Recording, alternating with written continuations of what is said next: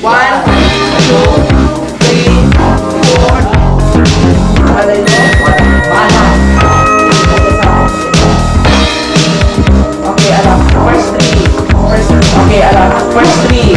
Ayun. First 3.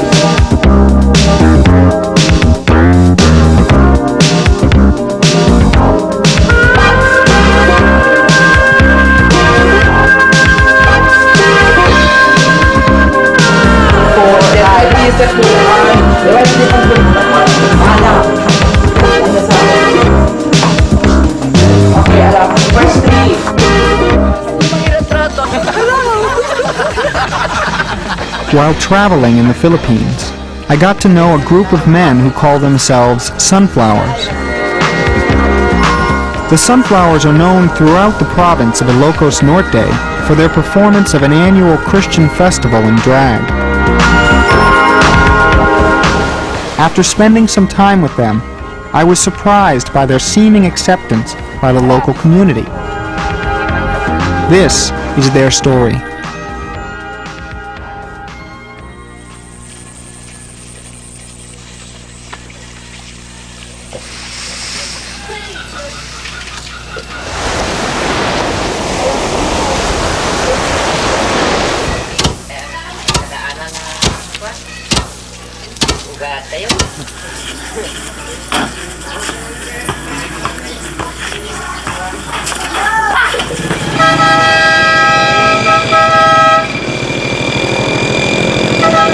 The town of Pasukin is located on the northern coast of the island of Luzon, bordering the South China Sea on one side and mountains on the other.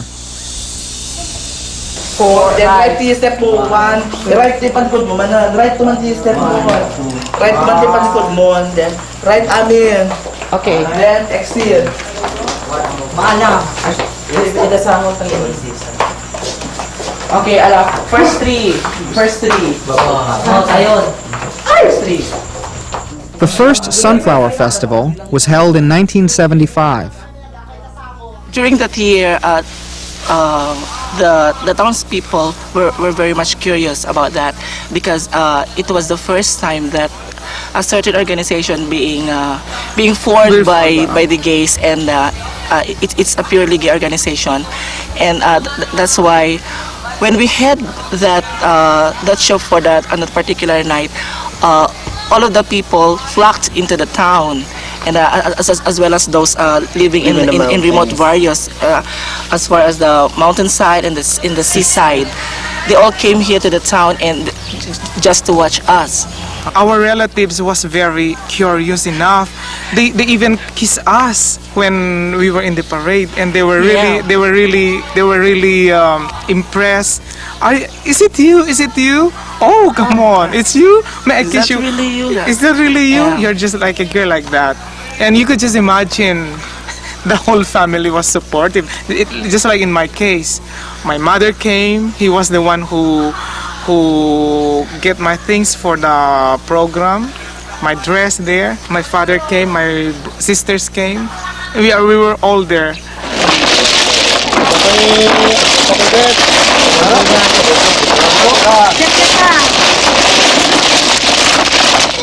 What year were you Reina Elena? I think 1979. 1979. How is the festival different then than it is now? Well, mas simple noon kaysa ngayon. Mas bongga ngayon. Bale old generation pa noon eh. Ngayon, iba na ang mundo. Mas masaya ngayon.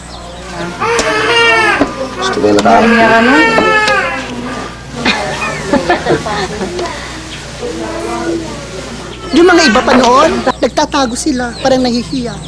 But now, ladlad lang kapa, walang pakialam. Pigsisigawan nila, oy, gay din ako. Parang ganon, very proud na sila na being a gay. They are very proud now of being a gay. Not like before, yung mga iba, some gays are nagtatago. Now, hindi na. Alright, ito yung sigaw! 5, 6, 7, 8, move! Kung isang bakla ka o gay ka dito sa Pilipinas, you consider yourself as a real girl.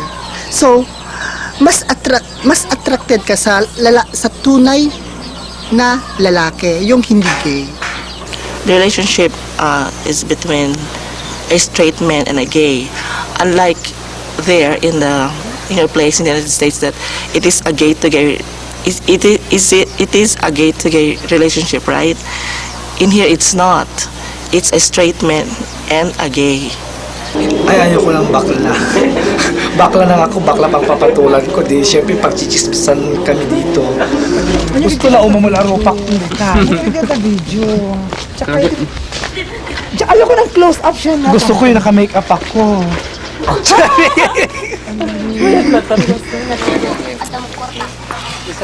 Ang feeling ko parang tunay na babae. Masigit pa sa babae. Kasi lahat ng gamit ko puro pang babae. Kaya masigit sa pang babae ang alam ko sa sarili ko.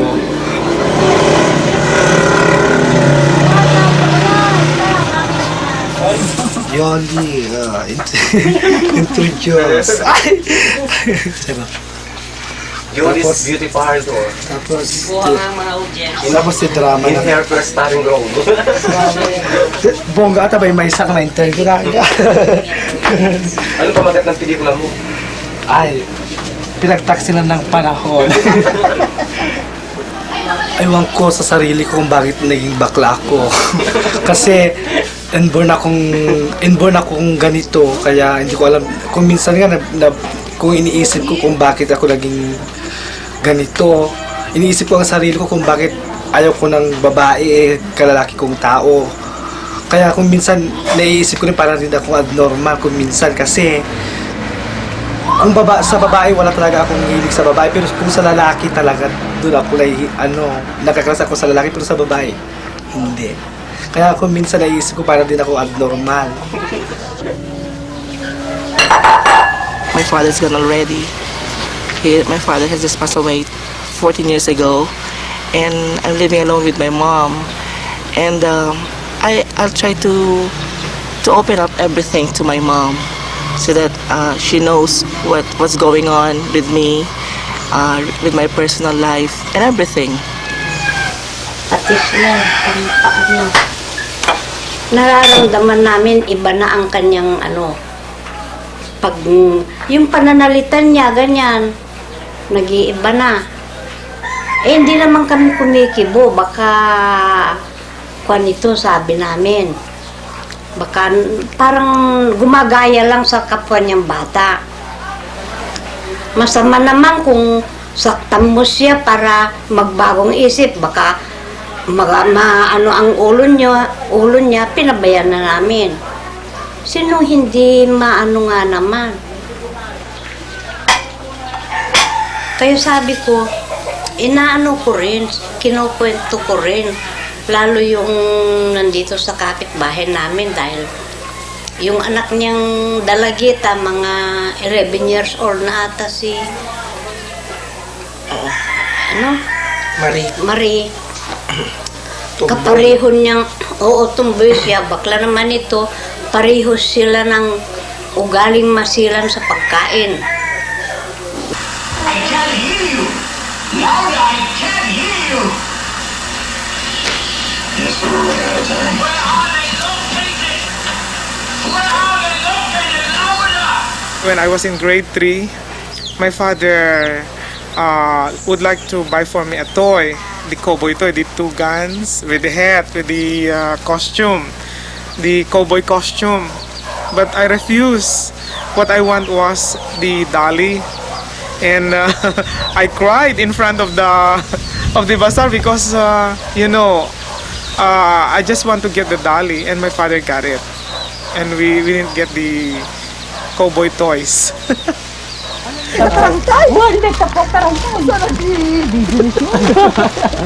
Nagkikikis ka ko namin.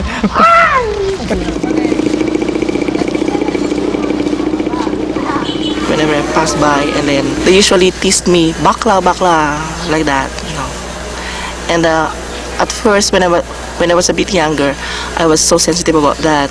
So when I grew older and older, I just tried to shrug my shoulder. Who cares if I'm bakla? I don't care anymore. Kinokontrol ko rin yung sarili ko because pinapagalitan ako ng parents ko. They don't like me to become what I am now, gay. They even spank me because they don't want to see me those, what is this, yung mga kilos na gano'n, yung kilos na isang bakla or... Kaya ini-scold nila ako. They don't want. Which is, I am trying to prove them na nag-change na rin ako. Kasi paminsan talagang laki na ako. Para hindi na nila ako wini-whip or hindi na nila ako ini-spank. Pero talagang wala eh. Talagang ang heart ko, ang feeling ko talagang babae. About 6 minutes.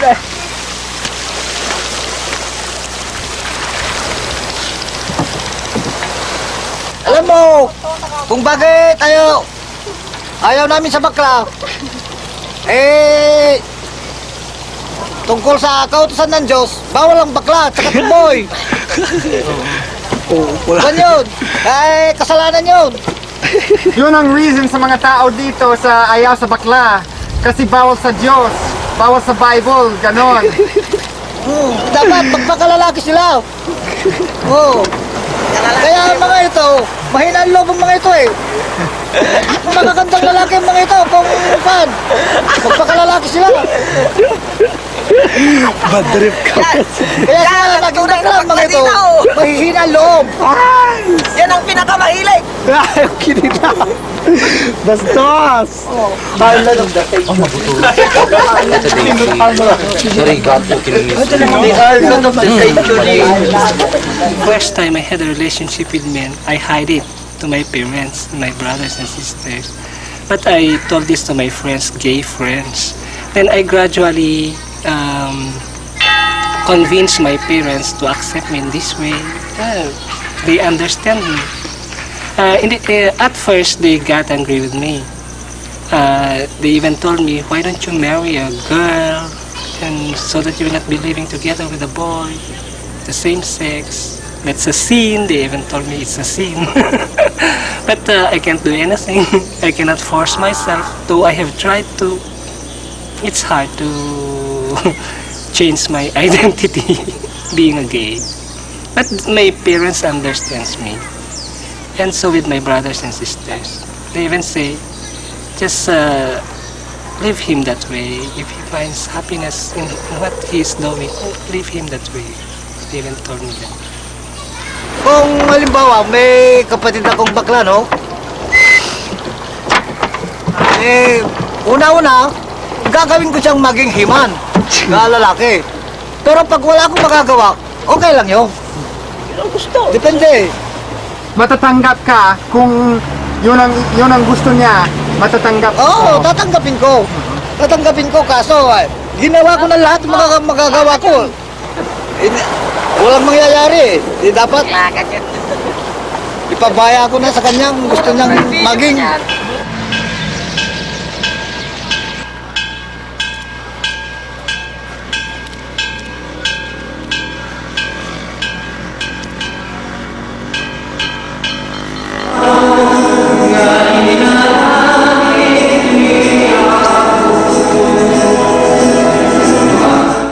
Most of the Sunflowers are Catholic and attend Mass regularly.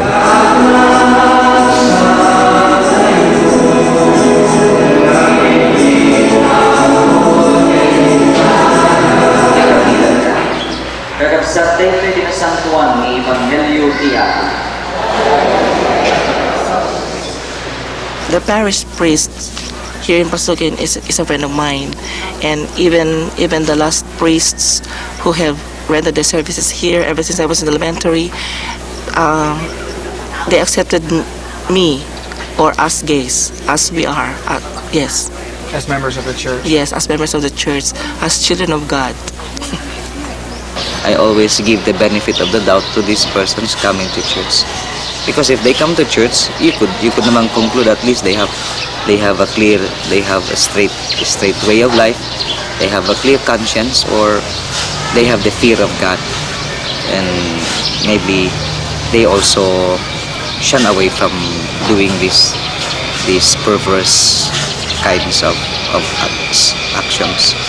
Well, I belong to the Roman Catholic Church here in the Philippines, and I feel very much accepted by our church. Isang mayawat ko amay paay kada kayo. I tried to confess before regarding my activity as a gay, and I was advised not to indulge with it because the priest said it is a sin, and I know it is a sin because that is according to the Bible, wherein the Catholic faith is based on. And what can I do if my feelings goes to that way of fulfilling myself? Anyway, God can understand, and I know He can forgive. Kastamat at kalpasan na hindi pa nangarabitida ng aripikalis. It's in Pasukin really that there are maraming bakla, and not only marami, they are organized. It's only in Pasukin where they are organized. They have a group, Sunflower. Other towns, they have mga bakla rin, pero not as organized as Pasukin. Because even other towns go to Pasukin to see this celebration there, the gay Santa Cruzan celebration. They go there. Only they're prominent there. They're really para bang in Pasukin, para bang it's okay. They are being accepted there as an organization, civic organization.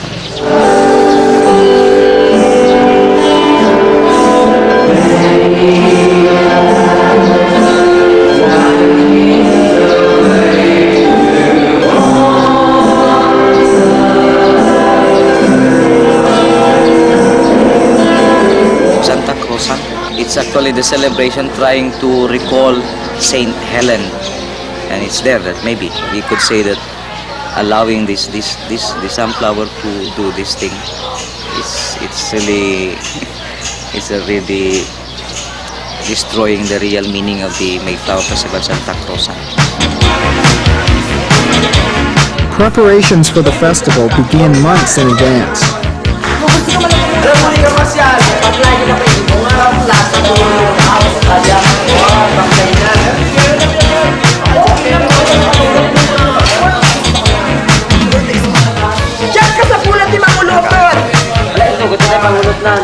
Ay, siya na, dahil kurang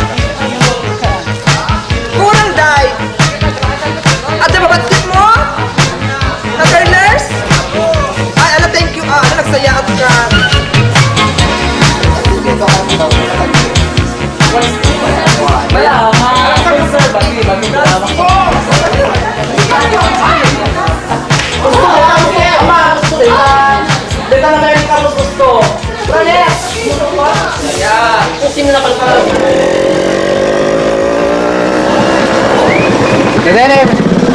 Kader. Ay, diyan. Ito ka, kabasbasit na. Diyan, salamat. Dito na. Dalawa ang ng bali ang sa gay at saka yung mga... Anong mas popular? Yung sa gay? Yung sa gay kasi nakakatawa dahil mga bakla. Diba? So mas maraming tao pumunta kung gay lang. Ganon. Pareho rin. Mas magandang damit kami. Mga gay.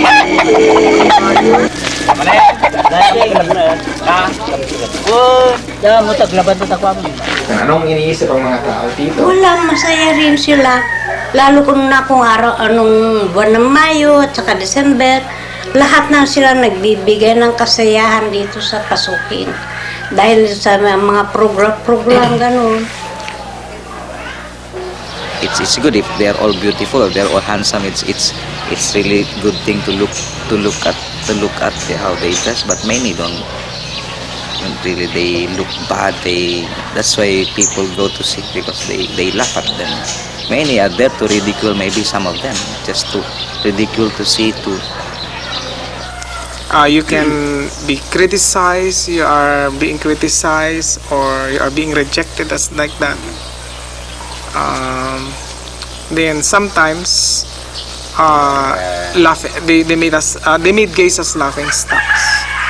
So we are trying to prove to the people here in Pasukin that we're not liabilities, we are assets. In the 3rd century, Saint Helen, known in the Philippines as Reina Elena, and her son, the Roman Emperor Constantine the Great, journeyed to Calvary in search of the Holy Cross, the actual wooden cross used by the Romans in Christ's crucifixion. There was a miracle that happened. They saw the cross near the bridge, a cross and a word printed, I think in the clouds, in hoc signo vinces.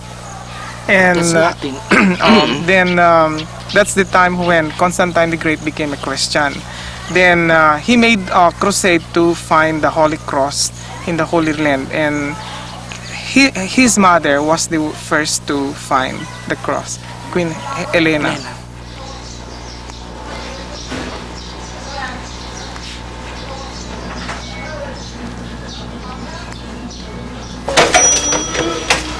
A different gay man portrays Saint Helen at each festival, agreeing to pay for many of the festival's expenses in order to be crowned queen.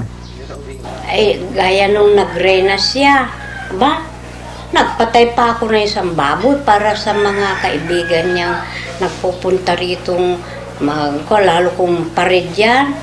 Eh, yung mga maestro dyan na pupunta sila rito, hindi naman masama ang kanilang pag-iisip. Hindi rin ako parang masaya na rin ako. Ganyan. One friend of mine was saying that in their town, kung bakla is really ostracized, is really set aside this, they even ridicule these persons. But in Pasukin now, because some in Pasukin, some members of the group are professionals. They work in schools, they work in government, they are there. They really are in the community. The older gays are professionals. I think they have influenced us. They are doctors, they are principals and nurses. So whenever we meet them, they always talk about life. They are giving us advices, and of course we believe in them because we know they are successful.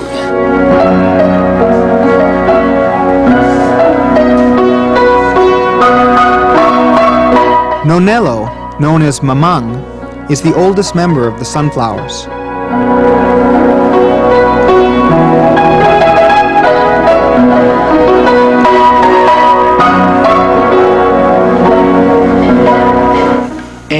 Marami na mga newcomers na naman ngayon.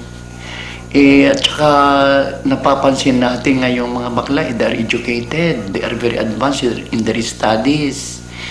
At saka they are asset in the community. They could equal to any other organization. And that's the thing we appreciate very much. Gusto nila talagang malaiwan yung makipantay sila sa mga iba't ibang ori ng mga tao.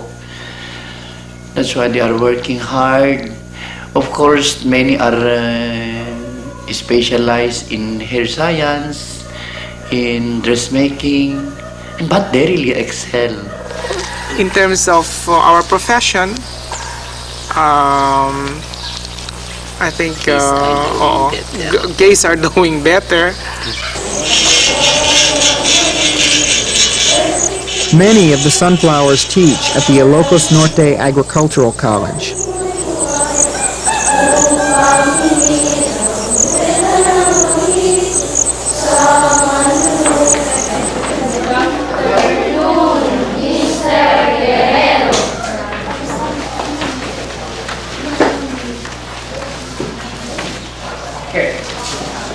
Now, what is environment?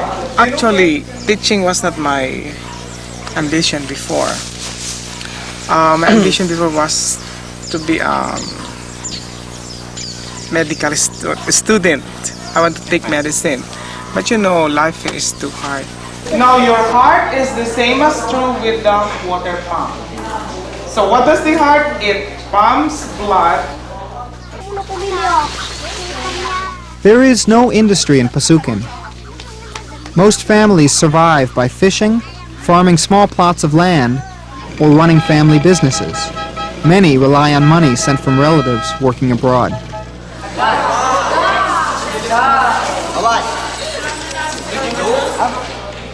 When his father passed away, Badong was offered a job at the power company in Manila where his father had worked. Sayang na walang papalit sa kanyang pwesto. Hindi naman nila ipupwesto dun sa mechanical na trabaho. Sa opisina siya. Alam mo ang sagot niya, ay nako, sir, mahina ako sa math. They wanted to place me, to put me in the position which I didn't like. Because they wanted me to take up commerce, which I'm not inclined. That's why I refused. I refused the job offered. Okay, face your partners. Now he teaches physical education and dance at the local high school and is known as the town's choreographer. Forward, backward, change place. And 1, 2, 3, pan, 2, last one. If a company you're applying to know that you are gay, as if there is a discrimination between the straight men and the gay people who wanted to work in some offices. So most gays wanted to work in the parlor because there they can do anything they want for themselves. Because in the parlor there's no time pressures there. You go to the parlor anytime you want. You go out, you check out anytime you want, like that.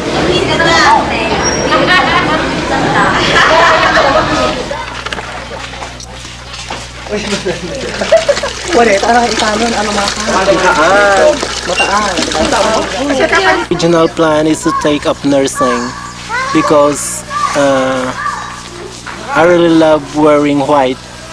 But then, due to financial problem, I just only take commerce. Sefi works as an exotic dancer in Japan and has saved enough over the past 10 years to buy a house for his family. They have a search for Miss Gay Philippines beauty contest for gays. And I went and joined that contest. And sa awa ng Diyos, I was one of the winners before. I'm still beautiful before, actually. Still young. So, there are plenty of Japanese promoters watch that gay beauty contest. So, after the show, all the winners, promoters came to us and sabi nila kung gusto naming mag-apply being a gay entertainer in Japan. Unang gabi, kunting takot kami pag may mga customer pumunta, medyo smile lang kami, ganon. Hindi namin pinapakita. Tapos, I do the solo show, like striptease, you know. Then, you know, if I do the striptease show, I go to table by table, like that. Then, this man give me a plenty of tips, and he even inserted here, like that. Oh, I said thank you. So, after the show, we make bola-bola with customers, and you know, most of the Japanese customers wants us to, you know, experience. They invited us for a date, and we even go out with them to hotels. Of course, that extra money.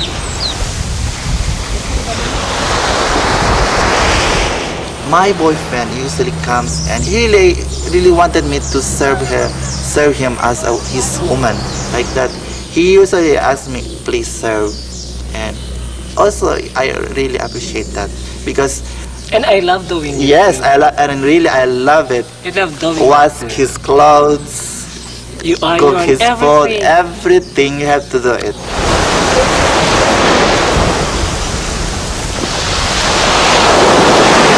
Because of the Philippine culture that women preserve their virginity to the men they're going to marry. That's why these Filipino guys tend to involve in sexual relationships with gays, with us gays. Sometimes they like us because of just to satisfy their sexual desire, or sometimes they like us maybe because of money. Yeah, I am giving money if they ask. But there are also other guys who do not ask. They just only want to stay in bed with me, play sex. After all, no more.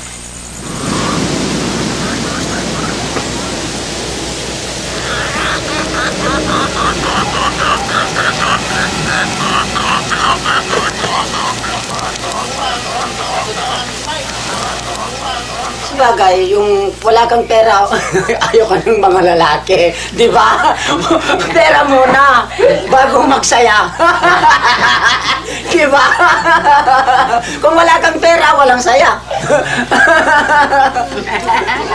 Ay, no, ang kwarta mo yan. Wala katawan, no money, no honey. Di ba? Kung mas marami kang pera na naman, siyempre, ang dami, mas pugi. Kung kanong klaseng pugi, sige, makuha mo. Bibigyan mo ng ganyan, okay? Maraming kabataan dito na walang ginagawa, kaya pinapansin mga bakla. Yun! Tanungin muna lang kayo ulit kung anong susunod. Palagi open sila. Kahit anong oras. Kahit anong oras. Anong gagawin mo kung gusto mo? Pupunta sa bahay nila, pupunta sa plaza, saan ka pupunta kung gusto mo? Diyan na lang sa tambayan nila. Sisilong! Anong bayad nila para sa'yo? Anong makano? Depende kung anong bayad. Drinks muna. Ay, drinks muna. Yung Ginebra, yung San Miguel beer, ganon. Oo. Saka, pumunta sila rito may kasama ng itlog. Pampalakas ng tuhod daw. Sabi nila. Ang numero 1 si Yuli. Basta! Numero 1 si Yuli, basta! Lang, pagka ganitong pagdating ng gabi, ewan ko kung anong ginagawa nila sa plasang nag-gaanuhan dyan. Di kung humanap na lang sila ng babae at mag-aasawa na lang sila. Diba?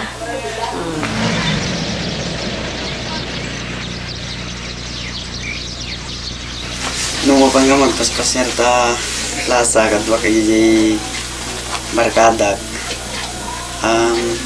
Agtutuwa kami ta swim.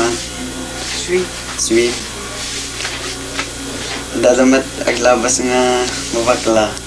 Sa tuwag sit. At ayaw banda kami. Ibang tuwad ay Barkada may nga sumurot kami. Diririin po. Unlike many of the other sunflowers, Sephi has a long-term relationship and has been living with his boyfriend for 7 years. You know, our relationships, it lasts long because I think I am doing all the positive things. What is this? Bilang isang babae, as a real lady, ginagawa ko lahat ang mga posibilidad na magpapaligaya sa kanya na ako ay isang tunay na babae.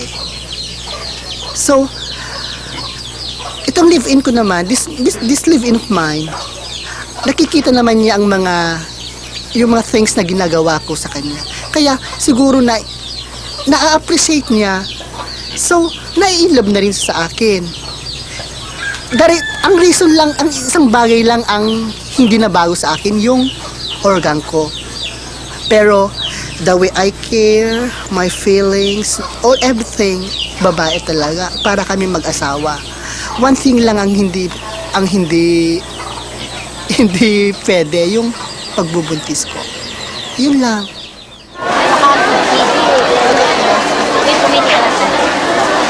Sige, kan sa mati.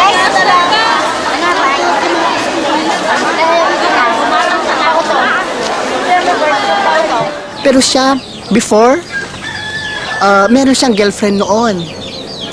May boyfriend before, meron siyang girlfriend noon. Tapos yung girlfriend niya, salusa. Kasi nalaman niya na may relation kami. Pinagpili ko siya. You choose one of us. Sabi ko, me or your girlfriend. So if you choose your girlfriend, it's okay for me. But he chose me. So, from that time, sinabi ko sa sarili ko, mas may karapatan pa pala ako sa mga ibang babae. May mas karapatan pala ako sa isang ibang babae. Kasi kahit tunay sila at ako'y isang gay lang, napapatunayan ko na ang isang lalaki pala ay pwedeng mahalin ang isang katulad ko. But Sefi's situation is unique, and as many gay men in Pasukan get older, they begin to think of marriage in order to have a family to take care of them in their old age. I have already accepted that there is no permanent relationship with a man because you cannot give everything to him. They're having the relationship sometimes both at the same time, to gays and then to women, and sometimes one after the other. Does he tell you about his boyfriends? Does he bring his boyfriends here? Para sa kumain? Kilala mo ang mga boyfriend niya? Hindi na. Meron akong nararamdaman. Meron. Kaya hindi na lang ako kumikibo. Basta wag lang sila mag-aaway. Kasi dati may boyfriend ako, may boyfriend ako, 9 years kami nagsama. Kaya lang, kinasal na siya. Kaya lang noong January 15, kinasal. Bago ko siya in-steady kasi sinabi ko sa kanya, pwede kang mag-asawa sa babae kung yung makakatulong sa'yo. Kasi yun ang prinsipyo ko pag may lalaki ako, pag may boyfriend ako. Hindi ko siya nihigpitan.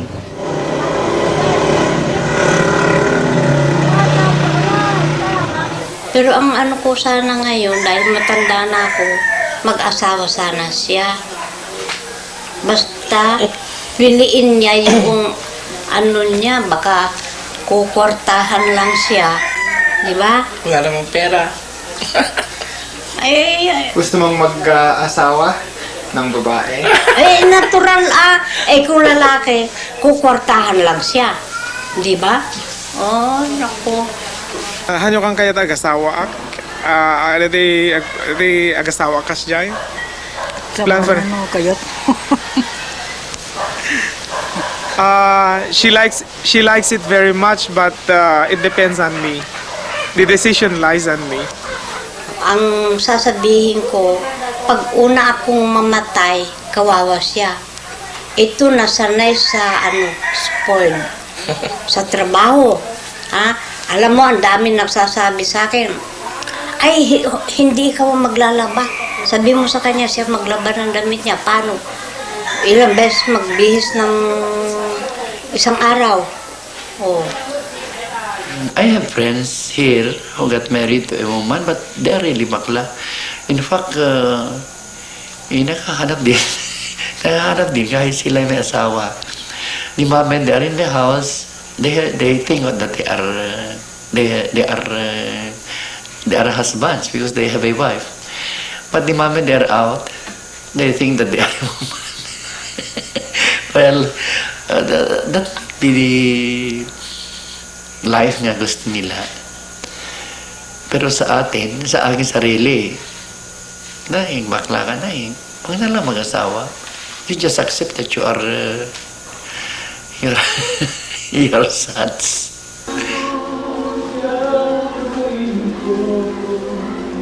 Ma'am, ganda mo. Ate, gamak, ituloy po. Napunuta na kita po Being a gay, you should accept the truth. And of course, that problem, you have to face it intellectually. You have to accept it. There's no alternative, just to accept it.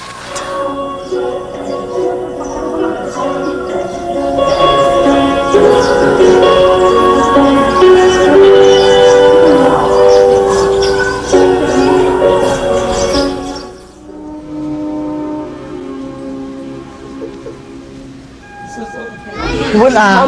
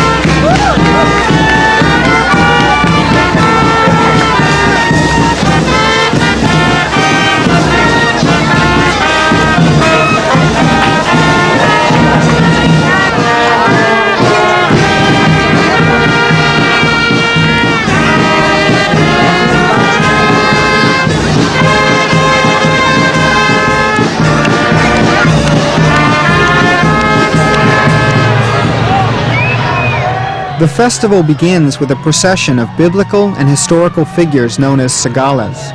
Señorita represents the influence of colonial Spain on the Philippines.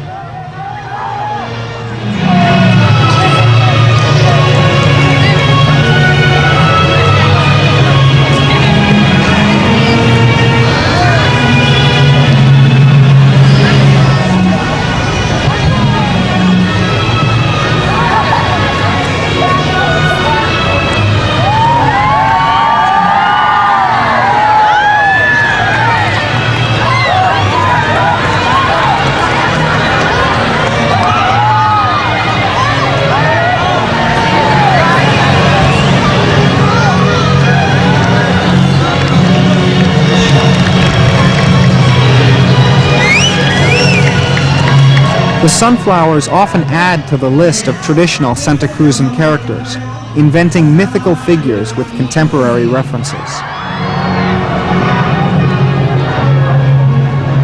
The reason why we do not follow the traditional is that,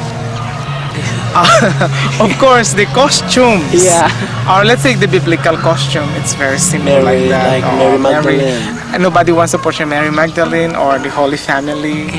So we just created a part in the program which is not in the traditional, just to expose the fashionable clothes.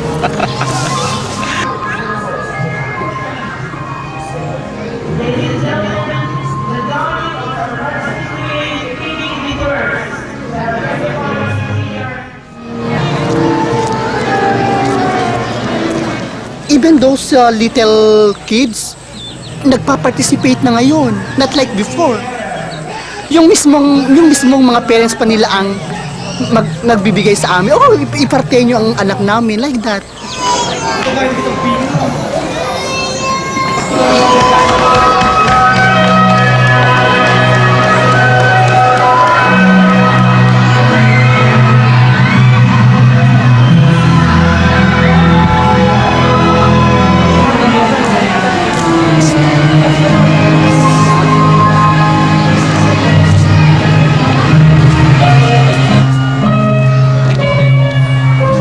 After the traditional crowning of St. Helen, the festival continues with a fashion show and amateur talent act.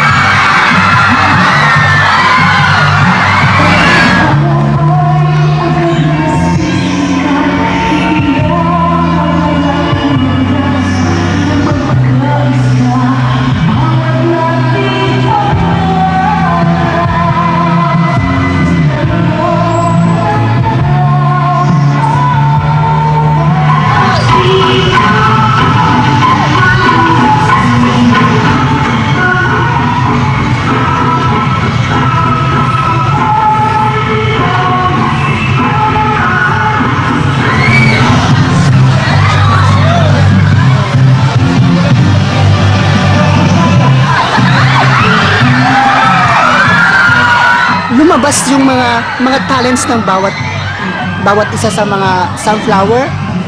Yung mga naipropromote namin ang mga talents namin sa mga tao.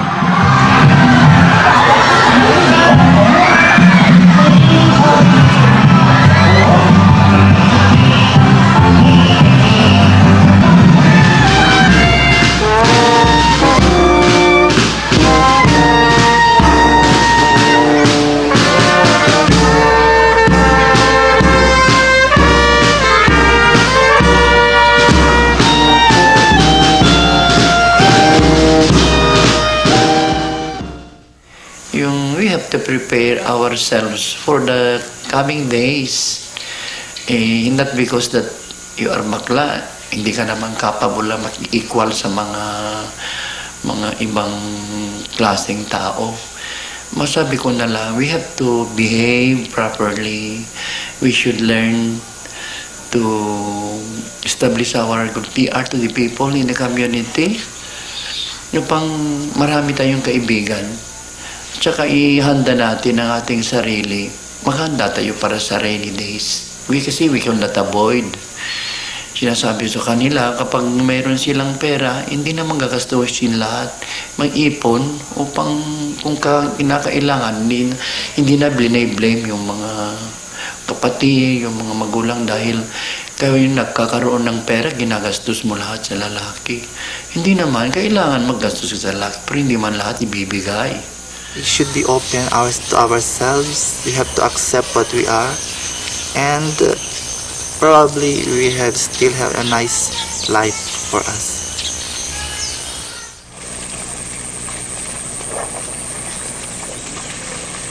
Ako, kung minsan nga iniisip ko rin na parang abnormal ganun ba? Dahil siyempre, bakit masisisi ko ba ang sarili ko kung talagang ito ang kaligayahan ko, di ba? Kaya hindi nyo ako masisisi na naging ganito ako. Dahil naging bakla ako, masaya ako dahil may talent naman ako. Yun lang.